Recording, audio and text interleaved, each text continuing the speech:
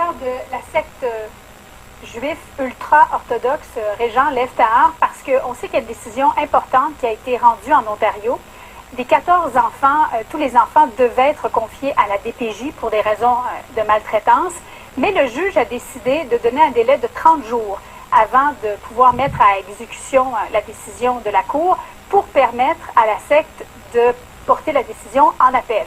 Résultat, aujourd'hui, il y a 12 des 14 enfants qui sont à l'extérieur du pays. On ne sait pas où ils sont. Non. Il y a 2 familles qui ont quitté le Canada au cours des derniers jours. Et avec nous pour en parler, Denis Barabi, qui est le directeur du Centre jeunesse des Laurentides. Bonjour, M. Barabi. Bonjour. C'était un peu prévisible ce qui se passe aujourd'hui. Moi, je n'ai pas été surpris cette semaine quand j'ai appris l'annonce. Évidemment, très déçu au début février de la décision du juge ontarien de suspendre l'application de son ordonnance qui prévoit le retour des enfants au Québec. Ce qu'on voit à peu près rarement en protection de la jeunesse, parce qu'habituellement, quand une ordonnance est rendue, elle est applicable immédiatement.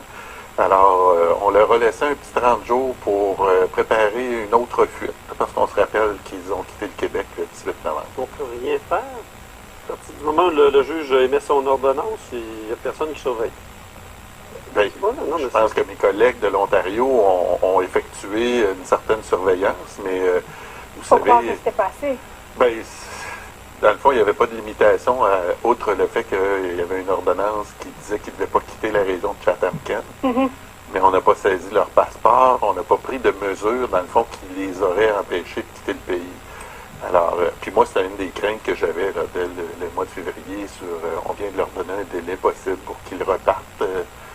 Le passé est garant de l'avenir, on dit des fois. Là. Et bon, là, ce que ça prend pour les retrouver, c'est un mandat à l'international pour coopérer avec les autres autorités. Je sais que la DPJ l'a demandé. Est-ce que vous l'avez obtenu? Je pense que, on est en droit international. Ce sont des procédures complexes et longues, et parfois longues. Je vais m'assurer de complexes. Alors, moi, ce que je demande, c'est que, on a fait des démarches, autant moi, j'ai un service de contentieux, on est en lien aussi avec le ministère de la Justice pour regarder tous les avenues sur le plan légal qui nous permettraient de ramener ces enfants-là.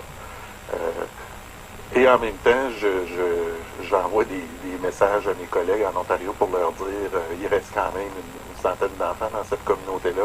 On peut tous s'en occuper avant qu'eux aussi quittent, là, parce qu'on a des rumeurs qu'il y a des préparatifs qui ferait que tout le monde quitterait sur le Guatemala.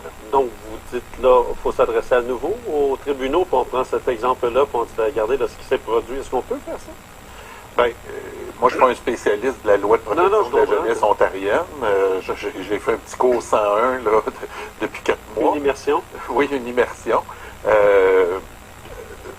Ils ont des recours. Moi, ce que je leur demande, c'est de regarder dans les recours qu'ils ont s'il y a des moyens qu'ils peuvent prendre.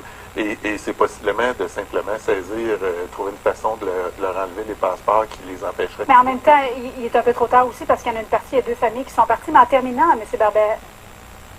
Barabi, je voulais être certaine de ne pas me tromper. Des 14 enfants, il y en a 12 qui sont partis. Les 2 autres, ils sont où? Bien, moi, des informations dont je dispose, mes soupçons m'amènent à penser qu'ils sont probablement dans l'État de New York parce qu'on sait que le père du bébé qui est concerné, là, parce on dit 2 enfants, mais c'est une mère de 17 ans avec son bébé qui est né en septembre. Alors, on sait qu'il y a eu des allers-retours entre le mois de novembre puis la semaine dernière dans l'État de New York parce que c'est un citoyen américain.